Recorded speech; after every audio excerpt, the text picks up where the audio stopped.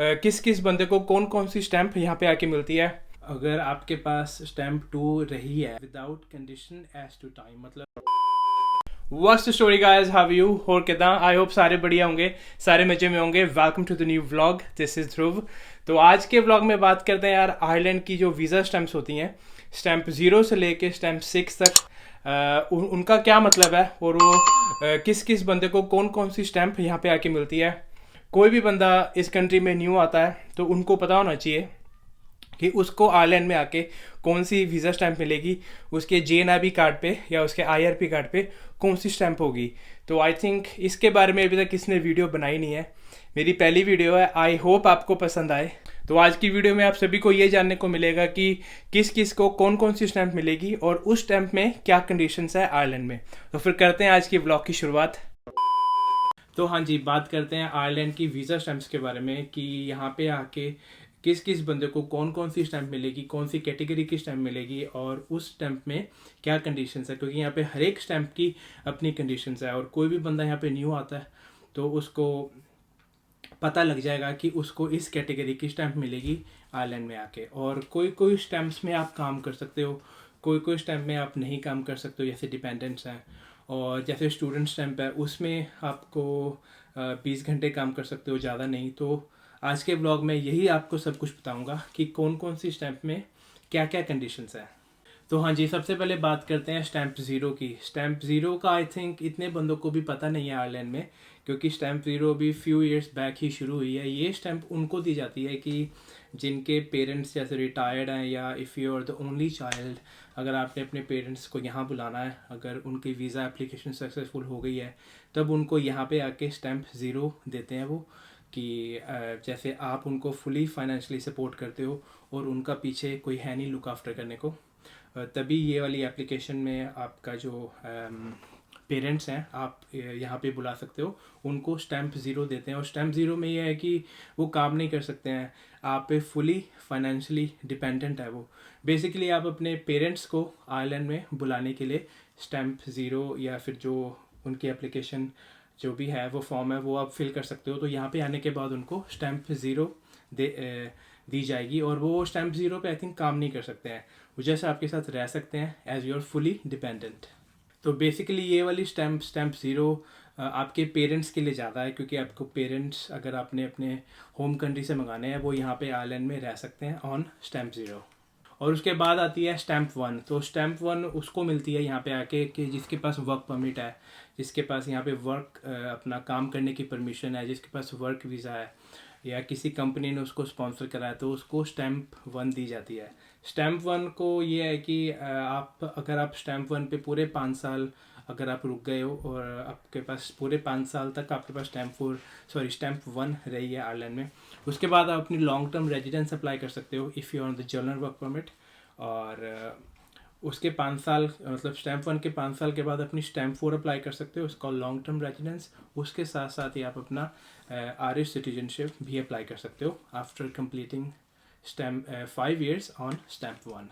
और उसके बाद आती है स्टैंप 1A। स्टैंप 1A यहाँ पे मतलब बहुत कम ही लोगों को मिलती है। ये स्पेशली उनके लिए है कि जो अकाउंटेंसी की स्टडी यहाँ करते हैं, 4 साल का कोर्स होता है और वो अपना स्टडी कंप्लीट करते हैं 3 साल तक 4 साल तक, तभी उनको स्टैंप 1A दी जाती है।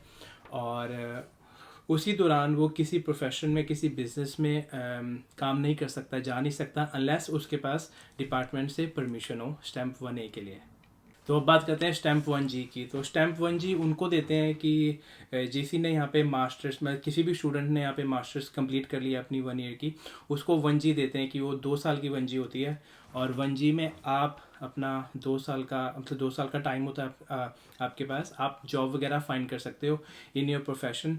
अगर आपको जॉब वगैरह मिल जाती है और वो सर्टन सैलरी जो बेसिक सैलरी है 30 to 35,000 के आसपास, अगर आपको वो मिल जाती है एंड फिर आपको वो कंपनी स्पॉन्सर भी कर देती है और आपका वर्क परमिट भी इशू हो जाता है। तो वो स्टैंप 1G से अगर आपको काम मिल गया, वर्क परमिट वगैरह मिल गया यहाँ पे, तो स्टैंप 1 पे आप ट्रांसफ़र हो जाते हो, 1G से 1 पे हो जाते हो ट्रांसफ़र। और स्टैंप 1G स्पाउस वगैरह को भी, डिपेंडेंट्स आपके जो आए हैं स्पेशली जिनके पास क्रिटिकल स्किल वीज़ा है, तो उनके स्पाउस को अगर यहाँ पे काम करना है आयरलैंड में, तो नॉर्मली उनको स्टैम्प 3 देते हैं उनके स्पाउस को, क्योंकि वो उन पे डिपेंडेंट होती हैं। बट अगर आपके स्पाउस ने काम करना है तो उनको स्टैम्प 1G भी दे सकते हैं।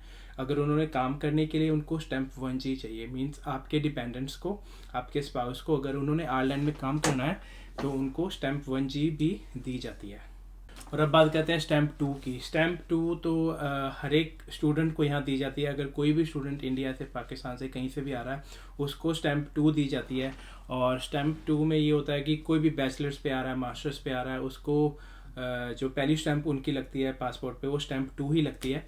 और उसमें स्टैम्प 2 में क्या होता है कि आप ड्यूरिंग योर कॉलेज और स्कूल टर्म आप 20 घंटे काम कर सकते हो 1 वीक में। तो उनकी ये कंडीशंस है, मतलब स्टैम्प 2 में ये कंडीशन कि आप 20 घंटे काम कर सकते हो इन योर स्कूल और कॉलेज टर्म। और उसके बाद जैसे आपकी हॉलीडे टर्म आ जाती है, जैसे जून, जुलाई, अगस्त, तो जो 3-4 महीने की ऑफ पड़ जाती है कॉलेज की, उसमें आप 40 घंटे काम कर सकते हो। तो 40 घंटे काम कर सकते हो ऑन हॉलीडे टर्म, 20 घंटे काम कर सकते हो on school term. So these are the conditions on stamp 2।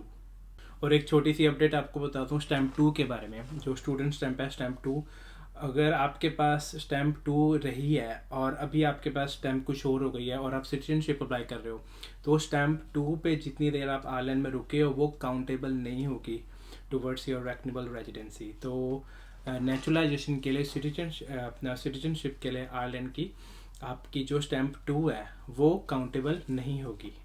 उसके बाद आती है स्टैम्प 2A। तो स्टैम्प 2A उन लोगों को दी जाती है, मैं भी कुछ time I think stamp 2A पे रहा हूँ, क्योंकि मैं ओवर 16 था, अंडर 18 था, I was still in the school. तो मैंने अभी कॉलेज नहीं ज्वाइन किया था and I was living with my parents. And तो उनको स्टैम्प 2A दी जाती है, जो अंडर 18 है, ओवर 16 है। क्योंकि ओवर 16 के बाद आपको, अगर आपके पास यहाँ की सिटीजनशिप नहीं है और आपकी एज 16 से ओवर हो चुकी है, तो आपको आपके लोकल इमिग्रेशन ऑफिस में अपने आप को रजिस्टर कराना पड़ेगा।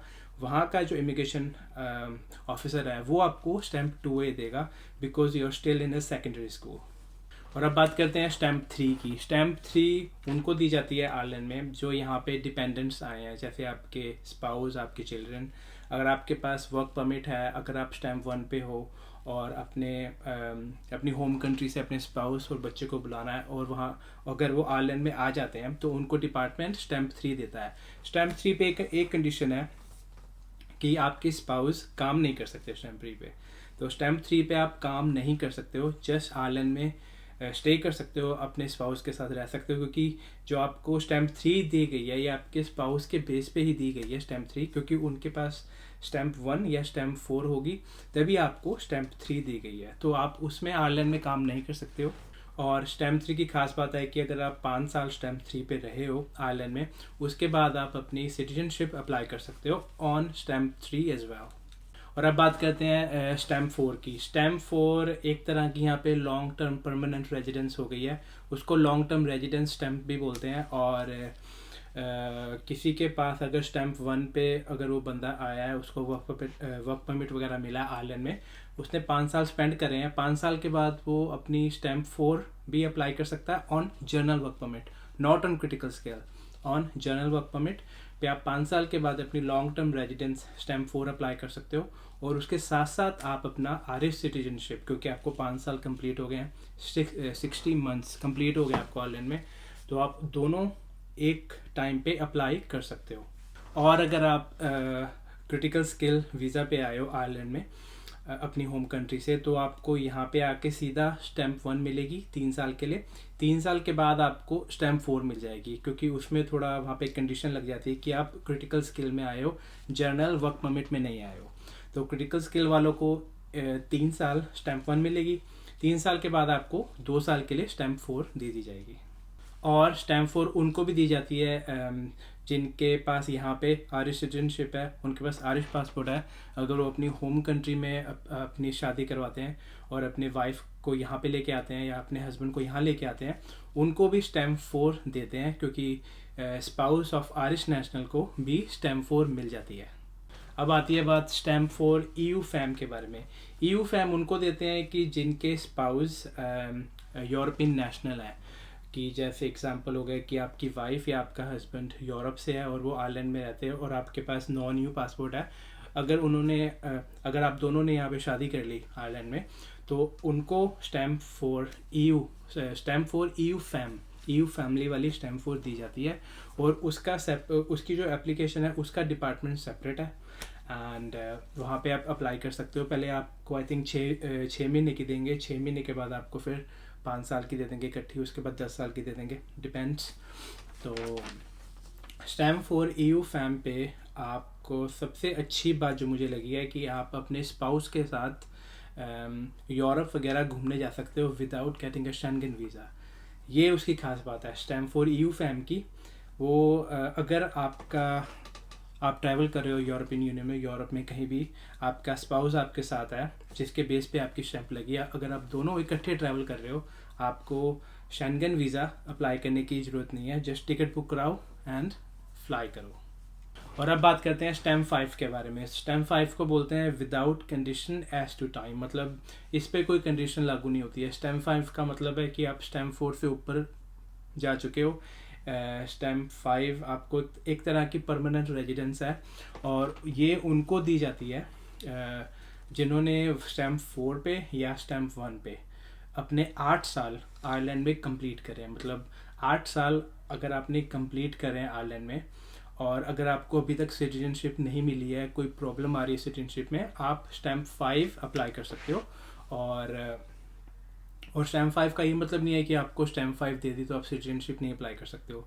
आप सिटीजनशिप भी स्टैम्प 5 पे अप्लाई कर सकते हो, बट स्टैम्प 5 उसको देते हैं कि यहाँ पे कंप्लीट हो गए आपके 8 साल ऑन स्टैम्प 1 और स्टैम्प 4। सबसे आखिरी स्टैम्प आती है स्टैम्प 6। स्टैम्प 6 तो जिनको आयरिश पासपोर्ट या आयरिश नेशनैलिटी नहीं लेनी है तो वो स्टैम्प 6 ले लेते हैं, क्योंकि कभी होता है किसी पेरेंट्स या कोई किसी की प्रॉपर्टी वगैरह होती है इंडिया में, वो नहीं चाहते कि हम अपनी नेशनैलिटी इंडियन या जहाँ के वो हैं वहीं की नेशनैलिटी रखें, हम मुझे बाहर की नेशनैलिटी नहीं चाहिए, वो स्टैम्प 6 अप्लाई कर सकते हैं। स्टैम्प 6 अगर आपने ले ली फिर आप नेचुरलाइजेशन अप्लाई नहीं कर सकते हो, क्योंकि वो एक तरह की आपकी ड्यूल सिटीजनशिप हो गई। मतलब इंडिया में तो ड्यूल सिटीजनशिप अलाउड नहीं है, बट वो एक तरह की यहाँ के हिसाब से आप बोल सकते हो कि मेरे पास आयरलैंड की स्टैम्प 6 है, वो भी एक तरह से ड्यूल सिटीजनशिप ही हो गई। बट पासपोर्ट तो आपको वही रहेगा जो आपका होम कंट्री का पासपोर्ट है। वीज़ा आपको चाहिए होगा, वो फिर एक बार का लाइफ लॉन्ग वीज़ा लग जाता है स्टैम्प 6 पे। और स्टैम्प 6 वो लोग भी अप्लाई करते हैं अगर जिनको वो आयरिश नेशनैलिटी जो नेशनलाइजेशन है वो नहीं दे रहे हैं, उनको प्रॉब्लम आ रही है, या फिर आपका कुछ गार्डा का या फिर कोई पुलिस का कोई आपका जो गुड कैरेक्टर का केस है वो हो गया है आयरलैंड में, और उसके बेस पे भी आपको रिफ्यूज़ कर सकते हैं आयरिश नेशनैलिटी। तो फिर वो बंदे स्टैम्प 6 ले लेते हैं जिनको वो आयरिश सिटीजनशिप नहीं देती यहाँ की government. So it's a good way to get just one stamp for permanent in Ireland, stamp 6। तो ये थी भाई लोग आज की वीडियो, एंड आई होप आपको आज की वीडियो अच्छी लगी होगी, इन्फॉर्मेटिव लगी होगी, और जितने भी मैंने आपको स्टैम्प्स के बारे में बात करी है आपको समझ आया होगा। और कोई भी बंदा अगर आयरलैंड में आने की सोच रहा है या आने वाला है इन फ्यू मंथ्स और इन फ्यू वीक्स, उनको पता लग जाएगा कि मुझे वहाँ पे जाके कौन सी स्टैम्प मिलेगी। अगर उनको ये तो पता होगा कि वो किस वीज़े पे जा रहे हैं, बट स्टैम्प का उनको यहाँ पे आके पता लगता है। बट इस वीडियो के दौरान आपको पता लग जाएगा कि आपको कौन सी स्टैम्प आयरलैंड में मिलेगी डिपार्टमेंट की तरफ से।